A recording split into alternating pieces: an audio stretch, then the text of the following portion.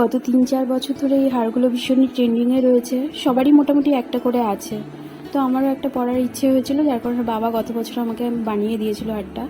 কিন্তু এই হারটা এরকম লংভাবে আর ভালো লাগছে না পরতে, মনে হচ্ছিলো যদি একটু নেকলেস টাইপের বানানো যায়। তাই নিজেই রাত্রেবেলা উস্তাদি মেরে খুলে টুলে সব ফেলেছি। এবার আমি জানি না আমি বানাতে পারবো কি না।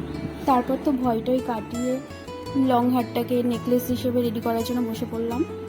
তো দেখো এইভাবে সেট হয়েছে হারটা।